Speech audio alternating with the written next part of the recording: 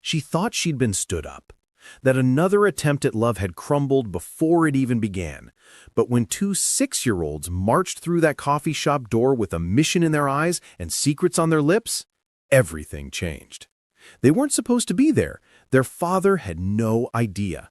And what they were about to reveal would turn a failed date into the beginning of something neither she nor he ever saw coming. Before we continue, please tell us, where in the world are you tuning in from? We love seeing how far our stories travel. Kayla Emerson checked her phone for the 7th time in 3 minutes. 6:47. 17 minutes late. She sat alone at the corner table of the Maple Avenue coffee shop, her fingers wrapped around a ceramic mug of chamomile tea that had long since gone cold. The autumn warmth that usually made this place feel cozy now felt suffocating. Around her, couples leaned into whispered conversations, their laughter punctuating the soft jazz playing overhead. She was the only person sitting alone. Kayla told herself she'd give him 5 more minutes. 5 more minutes, and then she'd text Diane, her colleague who'd set this whole thing up, and tell her that blind dates just weren't her thing. That after 2 years of focusing solely on her veterinary practice, maybe she wasn't ready. Maybe she'd been right to keep her walls up. Just one coffee date, Diane had insisted, 3 days ago cornering Kayla in the clinic break room. His name is Matthew Caldwell, 34, architectural engineer, and Kayla, he's wonderful, trust me. But trust was hard, and sitting here, watching the door, feeling that familiar sting of disappointment creeping in, trust felt impossible. At 6:51 p.m., the bell above the door chimed. Kayla looked up, hope flickering despite herself. But it wasn't a man in his 30s. It wasn't Matthew Caldwell. It was 2 identical little girls. They couldn't have been more than 6 years old, with curly brown hair that bounced as they moved and bright green eyes that scanned the coffee shop with startling determination. They wore matching red jackets over what looked like school uniforms, their small hands clasped together as they surveyed the room. And then those eyes landed on Kayla. Before she could process what was happening, the girls marched straight toward her table with the confidence of tiny soldiers on a mission. The taller one, by maybe half an inch, stopped directly in front of Kayla, tilted her head, and asked with complete seriousness, "Are you Miss Kayla?" Kayla blinked. "Yes, I am. And you are?" "I'm Daisy," the girl announced, then gestured to her sister. "This is Hazel. Our daddy's sorry he's late." The world seemed to tilt slightly. These were Matthew's daughters. They had to be. But Diane hadn't mentioned children, hadn't mentioned twins, hadn't mentioned... "He had to stay at work," Hazel added softly, her voice gentler than her sister's. "Because of an emergency." Daisy quickly covered her sister's mouth with her hand. "Hazel!" Kayla's confusion must have been written all over her, because Daisy sighed, an old, weary sigh that seemed far too mature for a 6-year-old, and pulled out the chair across from Kayla. She sat down, tugging her sister down beside her. "Okay," Daisy said, folding her hands on the table like she was about to conduct a business meeting. "We should tell the truth." "The truth?" Kayla echoed. "Daddy doesn't know we're here," Hazel whispered, guilt flickering across her small face. Kayla's eyes widened. "He doesn't... Wait, what?" "But he is sorry he's late," Daisy insisted. "We know because we heard him on the phone last night." Kayla leaned forward, drawn in despite herself. "Last night?" Hazel nodded, her curls bouncing. "We were supposed to be asleep, but we heard him in the hallway. Someone called about a big problem at the new library building, something about the foundation. He kept saying that he couldn't believe this was happening tonight. He said he had something really important at 6:30 at the Maple Avenue coffee shop." "And you two figured out that was... here?" Kayla asked, a smile tugging at her lips despite the absurdity of the situation. "We're very smart," Daisy said matter-of-factly. "We remembered the name because Daddy wrote it on the calendar in the kitchen. He circled it 3 times and drew a smiley face." Something warm flickered in Kayla's chest. A smiley face? He was so excited, Hazel continued, her voice dropping to barely above a whisper. He ironed his shirt yesterday. Daddy never irons. Kayla couldn't help but laugh, soft and genuine. These two little girls, sitting across from her with their earnest faces and their conspiracy, had just turned her disappointing evening into something else, something unexpected. So when we heard him say he might be late because of work, we made a plan, Daisy explained. We asked Mrs. Ferguson, she's our babysitter, to bring us here. We told her it was really, really important. Kayla glanced through the window. Sure enough, there was an elderly woman sitting in a sedan parked at the curb, watching the girls with a mixture of bewilderment and patience. When she caught Kayla's eye, she waved. We begged her, Hazel admitted, her cheeks flushing. We might have cried a little. Strategic crying, Daisy corrected firmly. It was necessary. Kayla pressed her lips together to keep from laughing outright. These girls were something else entirely. So, would you like to sit with me for a bit? Maybe have some hot chocolate? Their faces lit up like Christmas morning. Daisy jumped out of her chair and ran to the window, gesturing wildly to Mrs. Ferguson, who sighed but nodded with a resigned smile. When the girls settled back into their seats, Kayla caught the barista's attention and ordered 2 hot chocolates with extra whipped cream. As they waited, she studied Daisy and Hazel more carefully. Beneath their confidence and determination, there was something else. A weight, a sadness that children their age shouldn't carry. So, Kayla said gently, tell me about your dad. Does he go on many dates? The question hung in the air for a moment.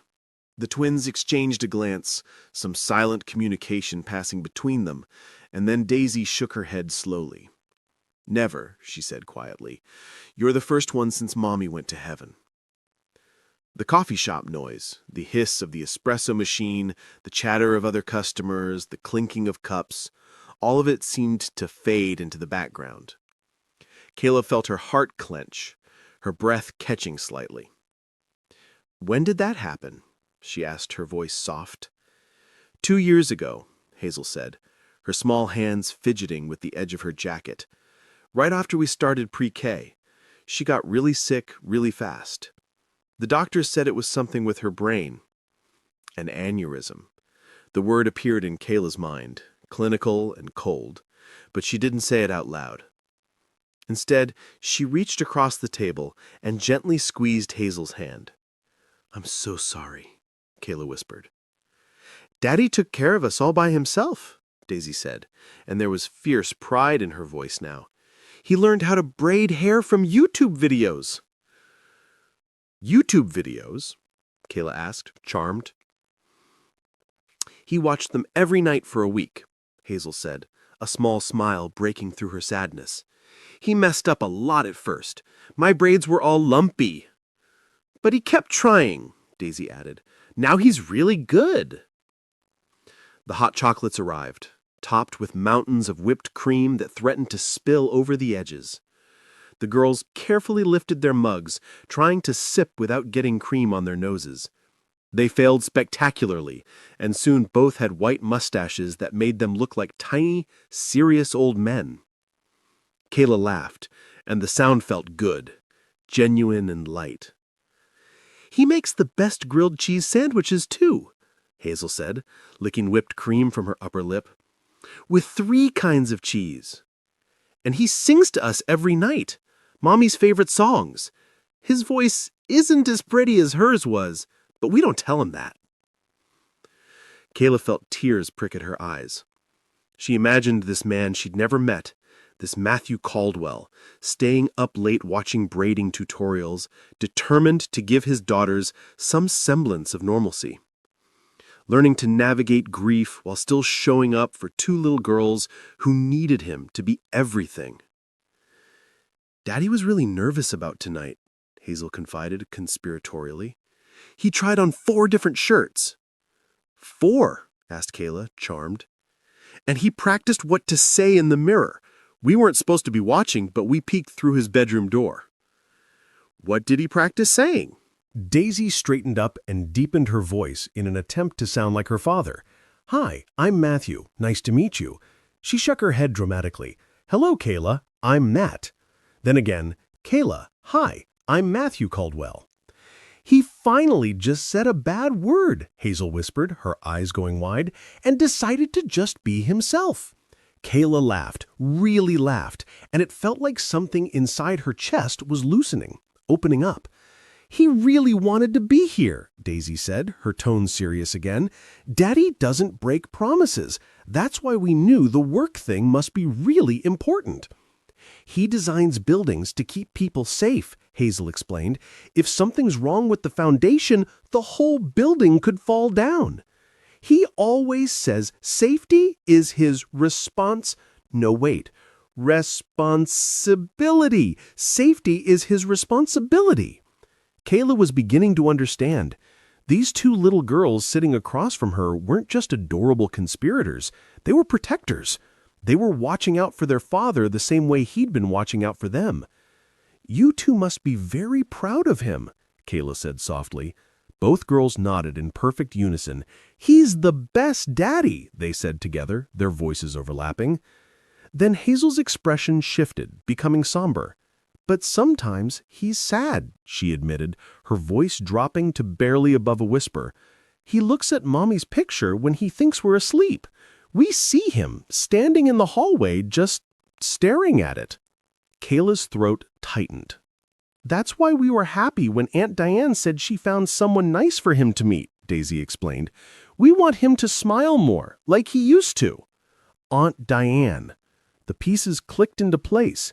Diane was Matthew's sister-in-law. That's why she'd been so insistent about this date. "We saw him this morning," Hazel said, and now there was a hint of brightness returning to her voice. "Daddy was humming while he made breakfast. Daddy only hums when he's really happy."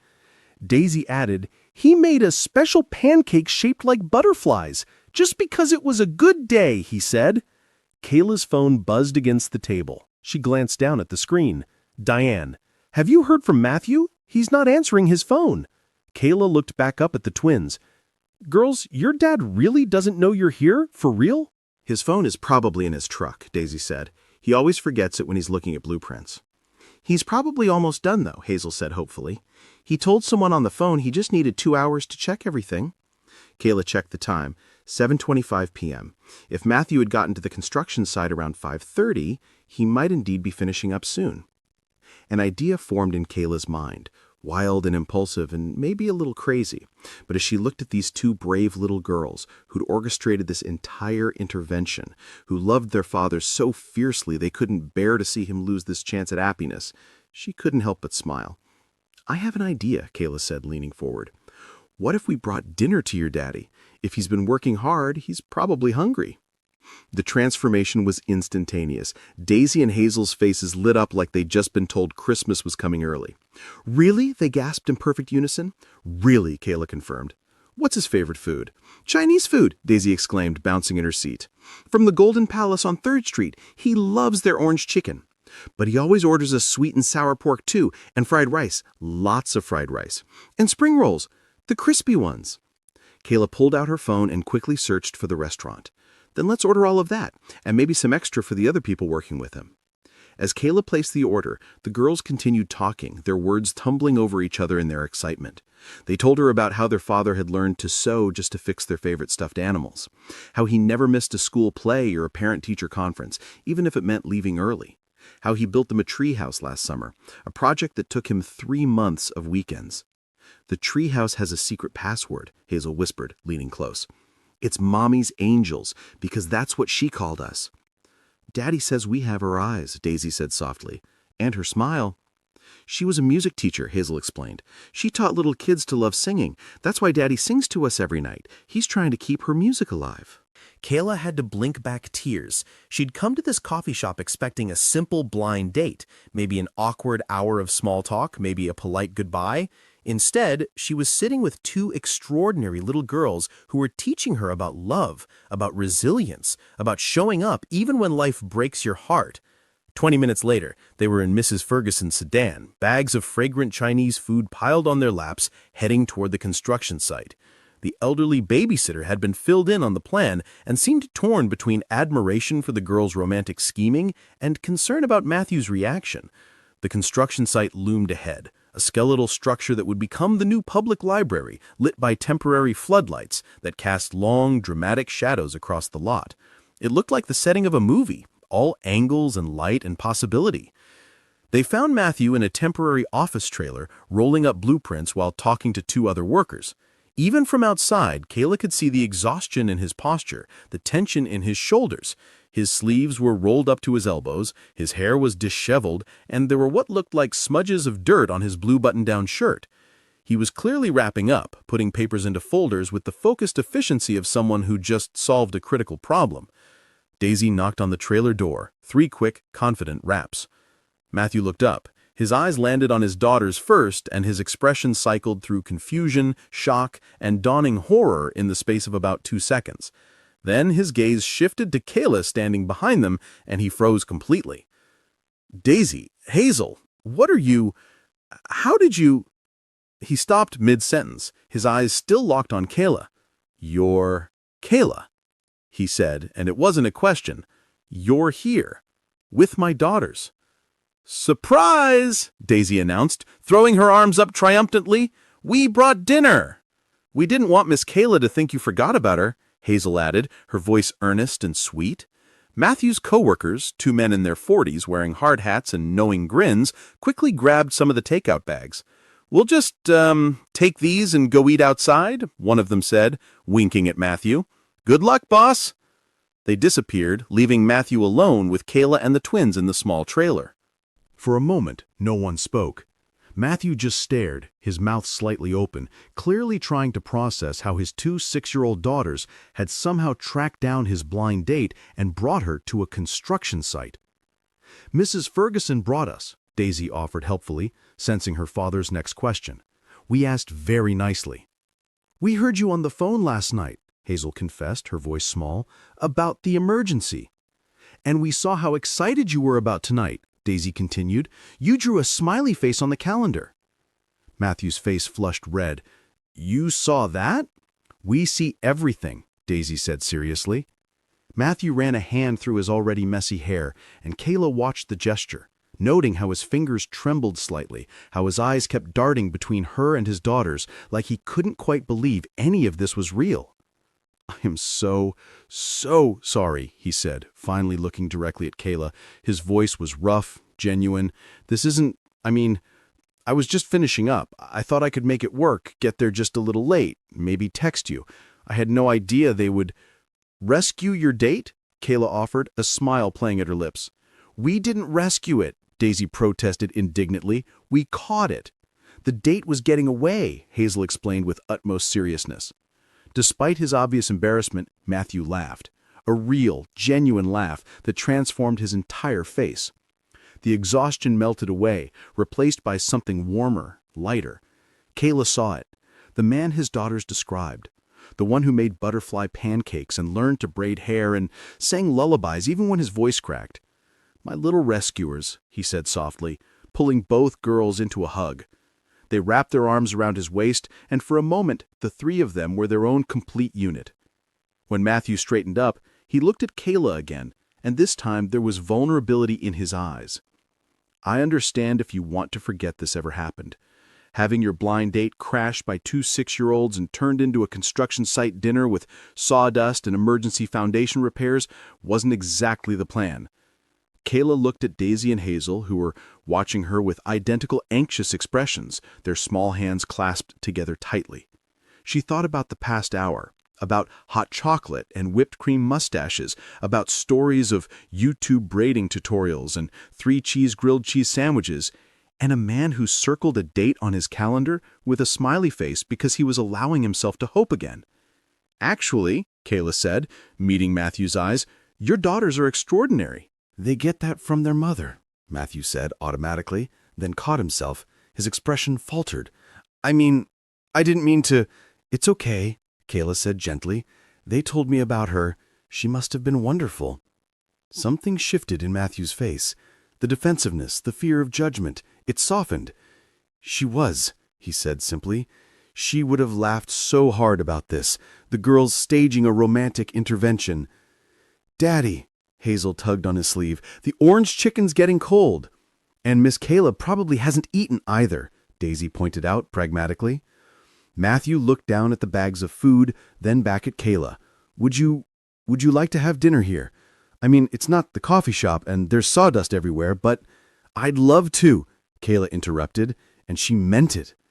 They cleared a space on the desk, pushing aside blueprints and clipboards.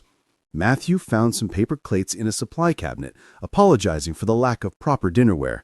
As they spread out the Chinese food, the girls chattered excitedly, telling their father about their adventure while he shot Kayla apologetic looks that gradually transformed into something else: gratitude, wonder, tentative hope. "So you really practiced your introduction 4 times?" Kayla teased as she spooned fried rice onto her plate. Matthew groaned, covering his face with one hand. "You told her about that?" "The blue shirt was best," Hazel noted seriously, studying her father. "That's the one you picked." Kayla glanced at the shirt, wrinkled now from hours of work, but still clearly chosen with care. "It's a good choice," she said softly. Matthew met her eyes, and the look that passed between them made Kayla's breath catch. It was brief, barely a second, but it was there. Recognition, attraction, possibility. "Daddy," Hazel said suddenly, breaking the moment, "are you going to ask Miss Kayla on another date? A real one this time?" "Will you actually show up on time?" Daisy added helpfully. Matthew nearly choked on his spring roll. "Girls, I like pancakes," Kayla said casually, her eyes twinkling. "I hear someone makes them in funny shapes." The twins gasped in perfect, delighted synchronization. "Yes, Daddy, ask her to Saturday pancakes!"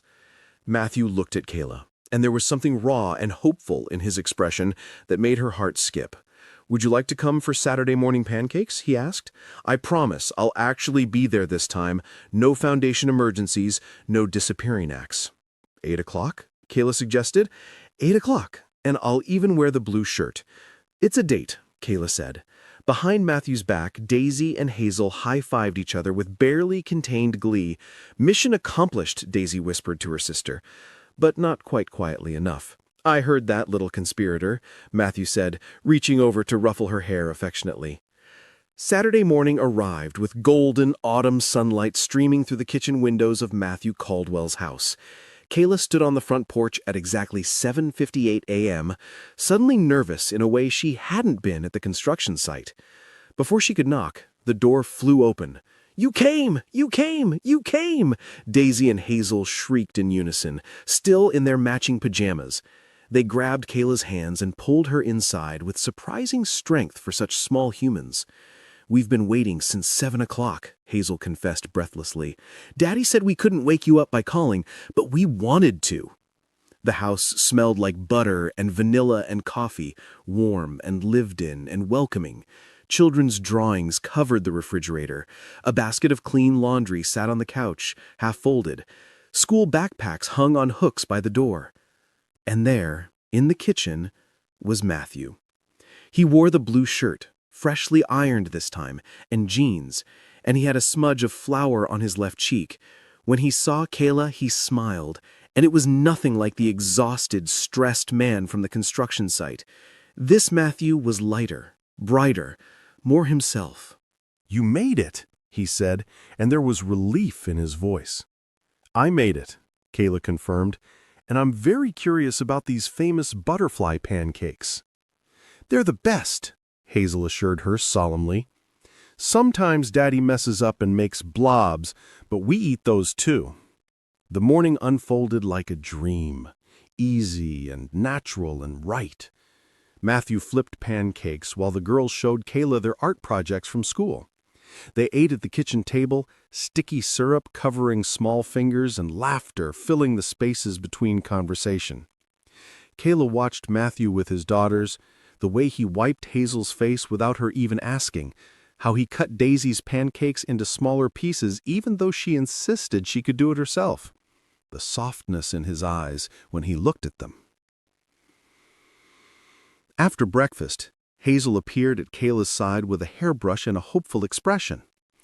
"Daddy's braids are good, but could you try?" Kayla's heart melted. "I'd love to." She sat on the couch with Hazel between her knees, gently brushing out the little girl's curls. Across the room, Matthew stood at the kitchen sink washing dishes, but Kayla could feel him watching. When she glanced up, their eyes met, and something passed between them. Something tender and significant. He'd let her into his daughter's world. This moment, this simple act of braiding a little girl's hair, it meant something. "Your braids are pretty," Hazel said softly when she finished. "Not as good as Daddy's," Kayla said loyally. "Maybe just as good," Hazel admitted with a shy smile. Daisy appeared then, bouncing on her toes. "Can we show Miss Kayla the treehouse?" Matthew glanced to Kayla, a question in his eyes. "If you want to see it. Fair warning, it's just a treehouse. The girls make it sound like a castle." "It is a castle," Daisy insisted indignantly. Outside, the autumn air was crisp and perfect. The treehouse sat in a large oak tree in the backyard, weathered wood with a rope ladder and a small window. Matthew had clearly built it with his own hands. It wasn't fancy or professional, but it was sturdy and loved. "You have to know the password," Hazel whispered to Kayla at the base of the tree. Kayla nut down to the girl's level. "What's the password?" The twins looked at each other, some silent conversation happening between them. Then Hazel leaned close and whispered, "Mommy's angels." "Mommy's angels," Kayla repeated softly, feeling the weight of being trusted with this sacred thing. The girls beamed and scrambled up the rope ladder. Kayla followed, with Matthew climbing up behind her. Inside, the treehouse was small but cozy. Cushions lined the floor, drawings covered the walls, mostly butterflies and rainbows. And in one corner, carefully placed, was a small framed photo of a beautiful woman with green eyes and curly brown hair. "That's Mommy," Daisy said simply. Kayla's throat tightened. She was beautiful. "Daddy built this the summer after she died. He worked on it every weekend. We helped sometimes, but mostly we just watched." Matthew's voice was quiet when he spoke. "I needed to build something. Something that would last. Something they could have that was permanent." Later, when the girls were playing in the yard, Matthew and Kayla sat on the back porch steps, coffee mugs warming their hands. "I haven't done this in a long time," Matthew said quietly. "Let someone in, I mean. It's terrifying." "I know," Kayla said. "I spent 2 years avoiding it, telling myself my work was enough." "What changed?"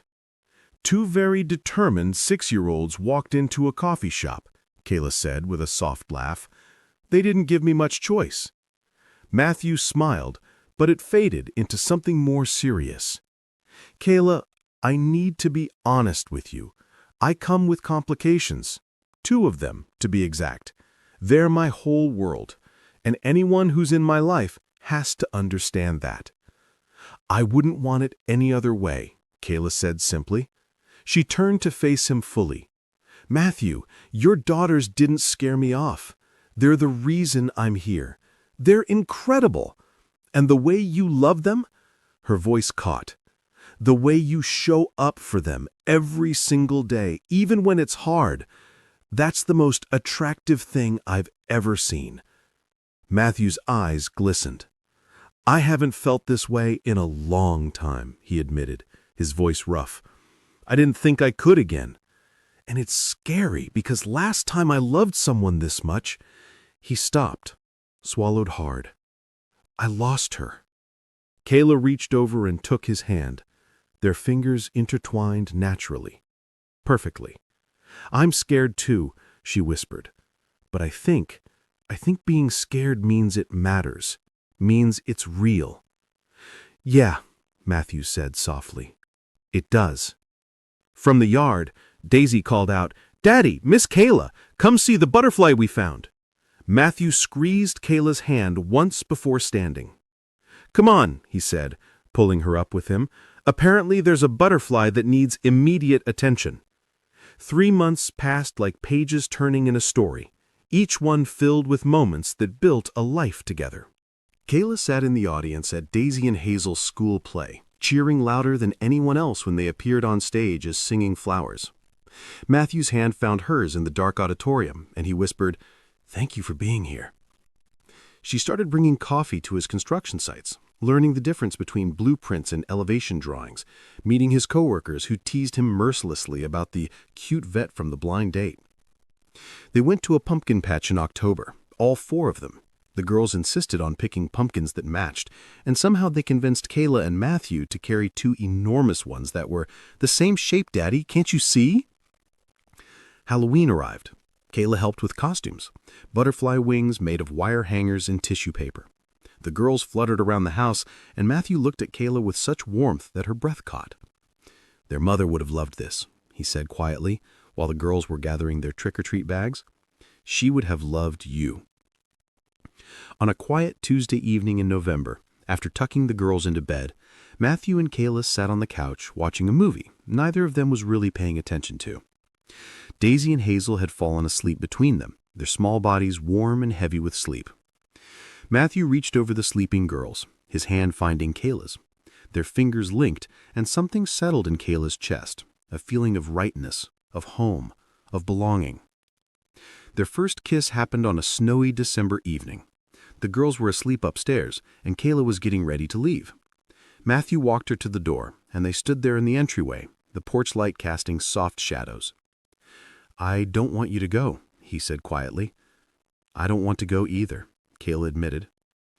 Matthew reached up, tucking a strand of hair behind her ear. His hand lingered on her cheek. "Can I?" She kissed him before he could finish the question. It was soft at first, tentative, testing. Then his hand slid to his waist, and hers wrapped around his neck, and it deepened into something sure and certain and inevitable. When they finally pulled apart, both breathing hard, Matthew pressed his forehead to hers.